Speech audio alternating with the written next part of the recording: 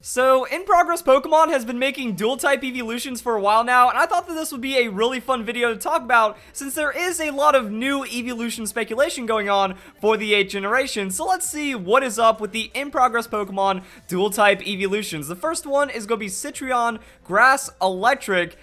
It looks really citrusy. It reminds me of my favorite lemony lime drink. I love it, and it's a cool design. Let's see what some of the information about this Pokemon is. On rare occasion, an Eevee can be affected by more than one environmental factor and reacts to grow into a new rare evolution. So what I really like about this is that In Progress Pokemon has its own lore behind it. Like, there's actually depth and information behind what is going on in these Fakemon fan art designs and stuff. When it comes to the In Progress Pokemon, it's effectively if a Pokemon doesn't spontaneously evolve, it actually just grows up over time. I've done a couple videos on it, and I think it's like a really fun thing that people like. So tell me what you guys think about this dual typing evolution concept as well. Do you think it'd be something really cool for Pokemon? Do you think it'd be too much? I think it'd be a mess to implement. It's like, how do you do it? Do you have like the option to like mix stones together? Like, I could do a water stone and a leaf stone, or I could do a water stone near the mossy rock, and then I can get like a new kind of hybrid evolution or something. Like, I think it's a cool concept,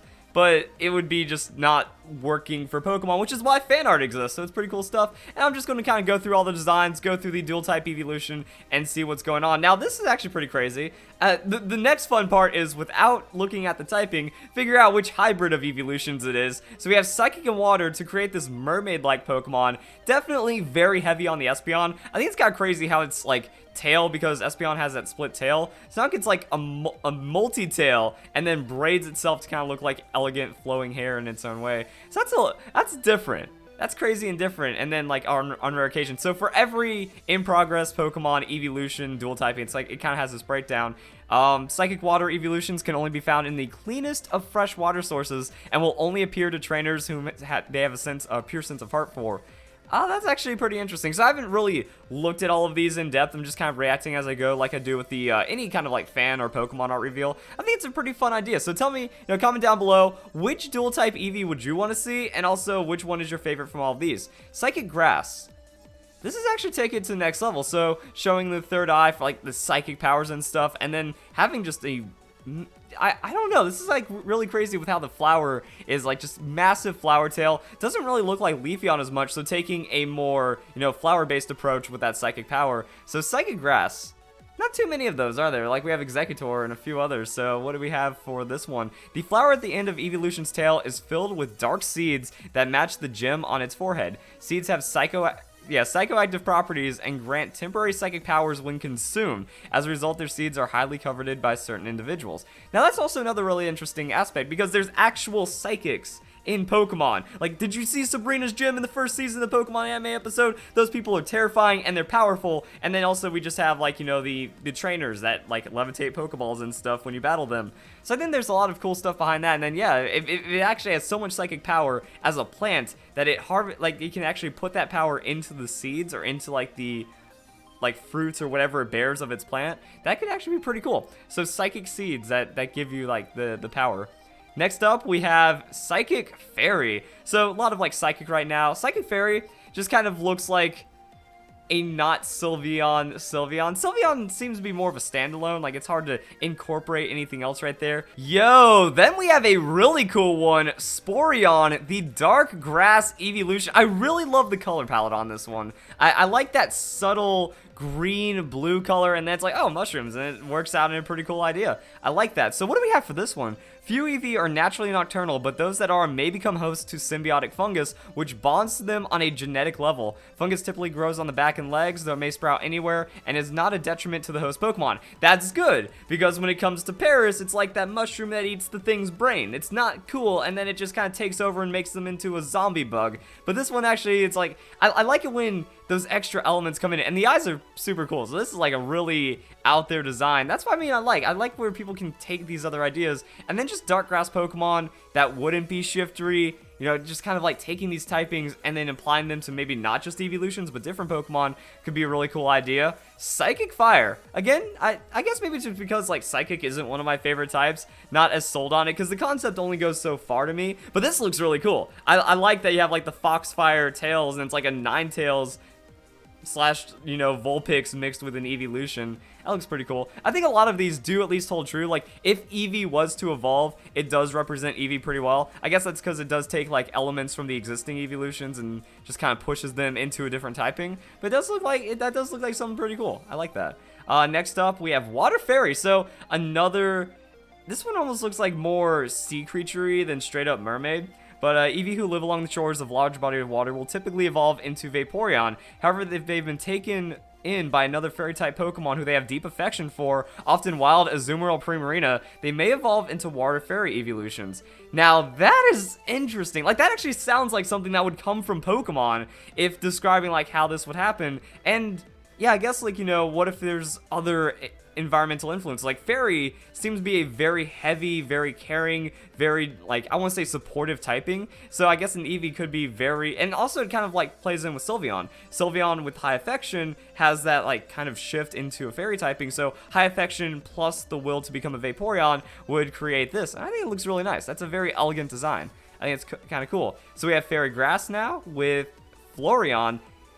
Eeveelution names are so fun. I really like what people are saying about Eeveelution names, like Avion. I think would be the best name for a flying type Eeveelution. So in the wild, Fairy Grass Eeveelutions can be found living in flowering meadows, surrounded by a tightly knit community of other Pokemon. Very affectionate, even strangers will lash out with thorny vines if they are threatened.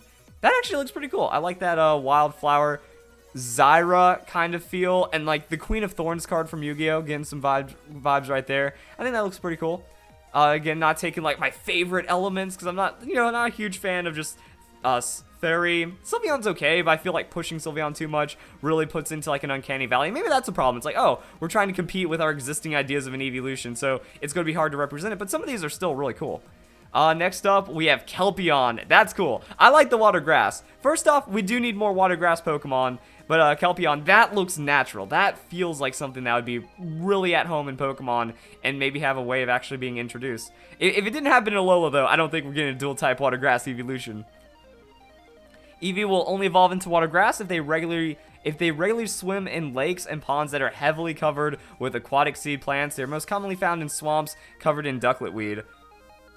I like it. I like that. Alright, so next up we have Dark Psychic. Whoa. That look is like hauntingly maniacal, and it is like this crazy fusion between Espeon and Umbreon. Kind of like the tail's not really representative of both of them, but I kind of feel like both those dark vibes. That's weird. Such an Eevee is present during an eclipse. Oh.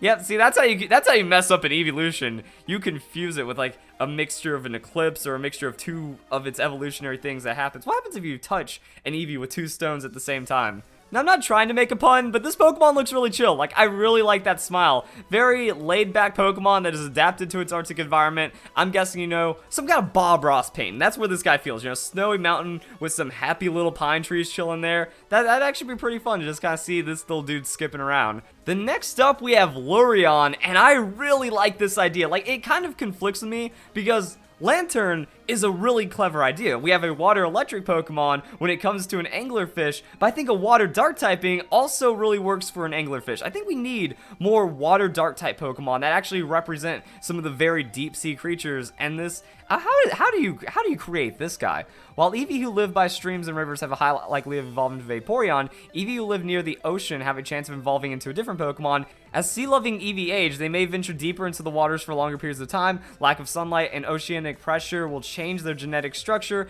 into water dark type. I like that. That makes a lot of sense. I feel like we need more of like those active hunting water Pokemon. When it came to the Alola region, it was very relaxed. It was very tropical feeling. But I think with this, yeah, that's actually a really cool idea. I love the concept of that water dark for this kind of idea. You know, that's why I'm feeling mixed, because Lantern water electric is as genius as a water dark anglerfish.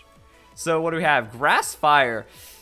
I think longtime viewers of this channel know how I feel about Grass Fire Pokemon. I feel like they don't have a meaningful way to exist unless it's Mega Sunflora. Mega Sunflora is the only Pokemon I can justify as a grass fire type. Like people saying, oh, what about Chili Pepper Pokemon? I think that'd be too silly. I think that's more belonging of Digimon than trying to be like, oh, it's hot. Haha, Capsaicin equals flamethrower. Let's show like a pepper Pokemon. Do we really want a pepper Pokemon just so there's grass fire out there? This one looks a little more basic, I feel. Just like, hey, what happens if we get Leafeon, Flareon stuff happening like that? So this one makes sense. Eevee lives in forest area, often experience wildfires. Frequent heat mixture with local plant life can evolve into grass fire.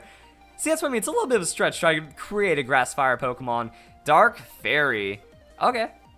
I'll bite. What do we got here? Once in a while, young Eevee are adopted by a community of other Pokemon close to, once in a while, young Eevee are adopted by a community of other Pokemon and form a close familiar bond with them. If Eevee is taken in by nocturnal Pokemon, has an affectionate bond with it, this relationship, along with the effect of the moon's aura, will evolve it into a Dark Fairy.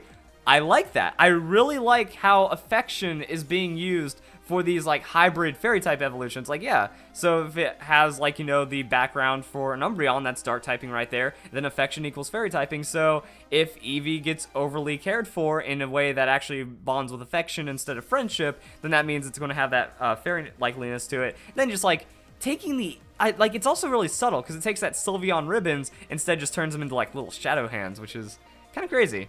Next up we have Ice Water, so Flareon. Eevee lives in Arctic region, is able to tolerate frigid temperatures of the water. They can evolve into Flareon. Again, it's like a simple hybrid. Kind of works out. I like it. Pretty cool. Next, oh, I guess I clicked that link twice. And then we have Ice Fire. Again, another one of those typings I'm like, it kind of doesn't make sense, but it could maybe exist in its own really way. We have Thermion. So I like the face. I think the face was done really well on that, and then like kind of catching on. So how does this happen? An Ice Fire type evolution occurs almost exclusively from human involvement and can be triggered when an Eevee lives closely with a trainer in a frigid snowy region, but they are also frequently exposed to duality of harsh outside cold and hot indoor fire. Okay. Thick, fluffy fur that allows them to cool their body temperature when indoors and insulates themselves from the cold. They also are capable of channeling heat through their lower legs. I kind of like that idea. I like the boiling sensation that we have here, where it's like, all right, the heat is warm inside the Pokemon, but also it just has like some ice behind it. So it has that snowy design mixed with a little bit of fire, so fire nice. And then we have the last one, Plasmion. Oh, this is crazy. And if Eevee lives in an area that receives a lot of heat lightning or otherwise exposed to both electrical and fire stimulus, it is possible to become a fire electric. Now, this seems like a really cool Pokemon. I like the idea of plasma. Like, whenever I found out about that as a kid, I'm like, yo, that is like the coolest substance ever. And then you can microwave fire and then end up with plasma. Don't do that at home, kids, but Vsauce showed it to me in a video once. So I wonder if that's a little bit of inspiration right there. But yeah, taking like the fire and electrical element and then like breaking it down into an elemental process for just like this really cool idea. I like the rigidness, but I also like how it has the flow of fire. So it really represents plasma in a pretty cool way. Maybe the body type is a little too simplistic, but a lot of Eevees have that. It's kind of weird. Because, like, you look at an Eeveelution, and it's like, oh, yeah, the body shape is relatively the same, and then sometimes there's a lot of craziness going on with it. But I'm guessing with, like, Jolteon, maybe a bit more edginess, or since it has that cool concept of plasma, maybe change the body style just a little bit. But I like the ears as well. Got, like, you just have, like, the little bit of electricity that's kind of, like, just scattering around a bit. So there we go, guys. Those are all of the in-progress Pokemon hybrid Eeveelutions. Again, tell me what you think about the concept, which one was your favorite, and all the cool stuff behind that. So, guys, enjoy the video. Hope you all have a nice day. Thank you very much for watching.